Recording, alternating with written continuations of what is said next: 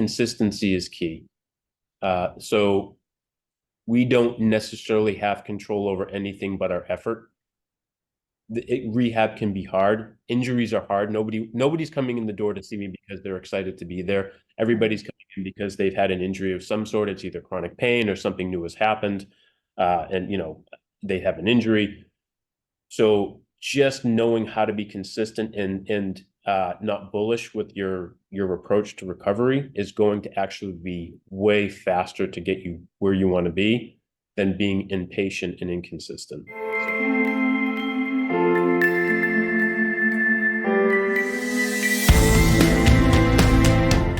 Hi, everybody. It's Becky Longacre, your nurse gone health coach. Welcome to Health Transformers. Today, I am very happy to be talking to Jason Burchell.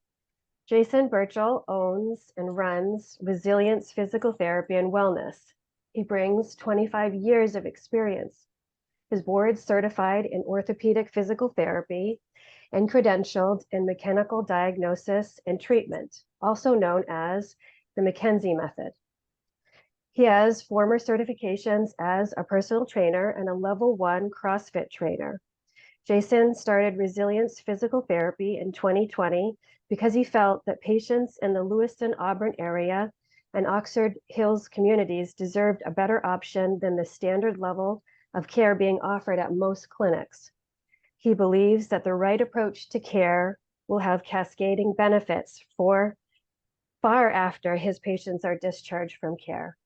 Welcome, Jason. Thank you very much. It's great to be here. So tell me a little bit about your experience working in the traditional healthcare environment. Sure. Well, I've been in the field for quite a while.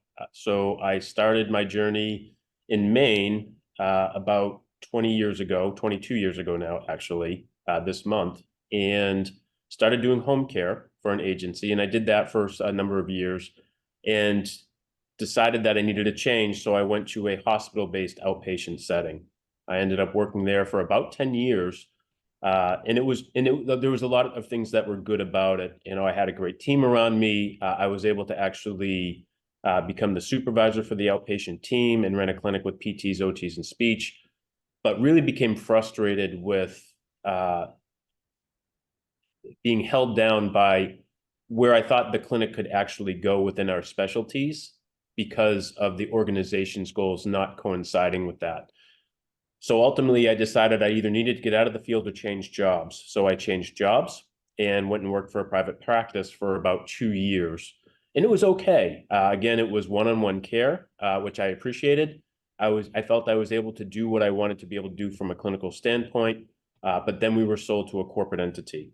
So the corporate entity has a very different model and will really focus on number of patients, like you're seeing more than one patient at the same time all day long. And that's just really, really poor care, in my opinion. Why? Why is that poor care? So we bring a level of expertise to the field. Musculoskeletal injuries, where I really focus most of my care. And there are things that will simply get missed if you're not paying attention.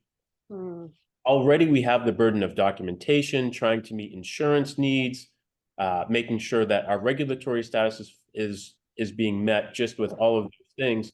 But now we're going to ask you to actually try to divide your focus among multiple people at the same time. So the ability to focus on one person's problems has simply been erased. We don't multitask very well. Lots of research out there that demonstrates that. It's a real thing. There have been many things that I've caught in the clinic that wouldn't have been caught if I was distracted. A distracted clinician is not going to be able to best help the person in front of them, and the person in front of them doesn't necessarily even know the difference all the time, which is pretty frustrating. So I'm a very firm believer in one-to-one care, and that adequate time during a session will ultimately equate into less visits happening over broad time, because we're able to actually build something within the course of a session that's otherwise can't be done in 15 or 20 minutes. 100%. So can you talk a little bit more about what inspired you to leave the beaten path and start your own business as a physical therapist? Sure. Yeah, it was really fun. It was during COVID, so most clinics had closed, but the one I was working for, actually, which was good, did not. We Hmm. worked throughout. We took the appropriate precautions, but I got the phone call that we were going to have a meeting with the higher management, um, and they sat me down and said, "We know we told you that you won't have to see more than one patient at once, but we actually need you to start doing that now. We're not making enough money." Uh, Hmm. and I said, "No, I'm not doing that." And I knew this was coming. I knew who the people were I was working for, and Hmm. thought that their true colors would come through, and they did. They were exactly who I thought they were.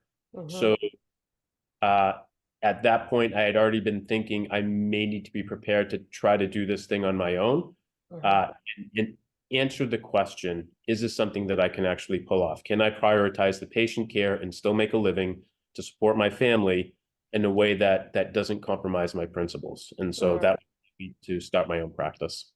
Right. And you have tremendous courage in doing that, 100%. I have a very supportive wife, a very Yeah. supportive Yeah. wife, who gave me the support that I needed to actually make that happen, as well as family too. So this Right. was not an individual journey at all. I need to Right. be real clear on that. Right. Anyway, Right. And that is how we succeed ultimately is through community support, 100%. yes, Okay. So can you talk a little bit about your business journey? So the scope of this interview is talking to other entrepreneurs, other healthcare providers that are thinking about leaving the beaten path, starting their own thing. And so can you talk a little bit about what that was like for you and perhaps so for me, I had to go through a lot of fear and unknowns and things like that. You want to talk about the highs and lows of breaking out into your own path. absolutely. It's at first it's just a lot of hard work. Mm, That's something that I've never been afraid of. It's a blessing and a curse, I think. So I started again, yeah, absolutely afraid. Uh, However, I read a great article by Tim Ferriss that actually talked about um, fear setting and actually starting to list out the worst possible things that could happen if this failed. mm, And so I went through that exercise, and it really made this leap easier because I realized that it's not the end of the world if it doesn't work. And mm, it would be worse for me not to have answered that question for myself when I'm looking back on my life, than to actually take the risk. So that part, I didn't actually ever lose sleep, which was surprising to me. I think I lose more sleep now. But mm. anyway, Because of your bandwidth, because because you're of the because you're bandwidth, that's right. growing. But I found a per diem job, and I worked a per diem job, and I would work a full day, and then I would Mm, drive out to the clinic, and I would work and see another couple of patients. So I was working 12-hour days most days, mhm, just to try to get started and get my name out there and start to build the confidence in the communities that this was something that was worth their time. mhm, When I started, it was also still during the pandemic, and most clinics were still closed. So I started doing mobile visits at that time. I would just go house to house, and I'd drag my giant treatment table in and a couple of suitcases with all my equipment in there. And it worked until people started asking me where they could come to see me. And I realized that at one point they wanted to get out. And so I finally opened a location in Auburn, as well as my Norway location. But it was just a lot of hard work. It was a lot of hard work and making mistakes and knowing that I was going to make mistakes. And I just considered every mistake tuition. It's all part of mm, the learning process. If that mistake cost me some money, it's just tuition. And that made it a lot easier for me to be comfortable with not being perfect and just mm. seeing if I could learn from the experience. Right. So I just want to echo what you just said in terms of not being perfect, letting go of perfection. I think that's true for the health journey when you're trying to get well, reduce pain, you're trying to get well on your health journey, letting go of perfection and just building on strengths. And it's true in an entrepreneur's journey as well. And the sooner we learn that lesson, I think the faster we can grow. I So agree. yeah. You know, uh, this is a conversation I have with my patients every day when we're talking about the work that happens outside the clinic, because the most important work for anybody that walks through my doors doesn't actually happen inside the clinic. We set the stage, but they're not going to come back with it perfect. And so I try to set the stage for perfect is not the goal, and I'll take imperfect consistency over perfection once. And so this is something that we see grow, and it's remarkable how much confidence that can build over time. It's really kind of a beautiful thing. But yeah, giving both yourself, which is probably harder for some people like me, I don't know if like you, and others grace is really an important part of getting the best outcome for everybody. 100%. And building on strengths, building on micro wins. Yes. Yeah, Yeah. absolutely. All right. So can you talk a little bit about the patients that you serve? What can they expect when they work with you? Sure. I'll answer that second part first. Sure. I pride myself on doing the deep dive and trying to solve a problem. So when somebody comes into me with whatever they're coming to see me for, I'm going to ask a lot of questions. And I'm going to ask questions both about the condition, but about their lifestyle, what their goals are, what kind of impact whatever's going on is having on them. So I make sure that we're putting our ladder against the right wall to climb to achieve a goal, right? Why do you want that range back? Why do you want your pain gone? How is this impacting you? What are you looking for, from here? What are your long-term health goals is actually one of the questions that I kind of work in maybe a little bit more subtly, because I don't want people to stop working on their health once they stop working with me. As far as who do I serve, it's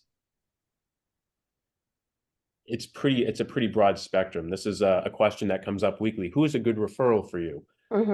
Generally, I say somebody who needs help that could be helped by a physical therapist. So currently in my caseload, I have had recently a number of runners with stress injuries, somebody with a connective tissue disorder that's been bothering them for like over a decade, who is trying to get function back. I have somebody who recently had an organ transplant who is struggling with a lot of the side effects from that and would like to be able to do some functional things, including playing with family and navigating some uneven terrain. So it's pretty varied. Post-surgical care is something I'll still do quite a bit of. So I think because the sessions are set for spending time, and it's also interesting to me. So outside of that time, I'm often diving into research and trying to learn more, even about stuff that I feel like I know a lot about.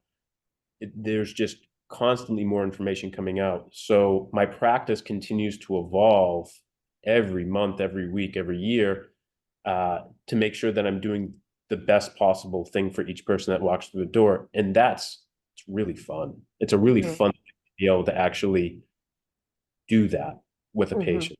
That's what they can expect. They can expect somebody who has a lot of fun trying to understand the problem and working with them to solve it, and then helping them understand it to continue solving once they're done here. A partner. That's what I'm hearing. Co-pilot. Yeah, 100%.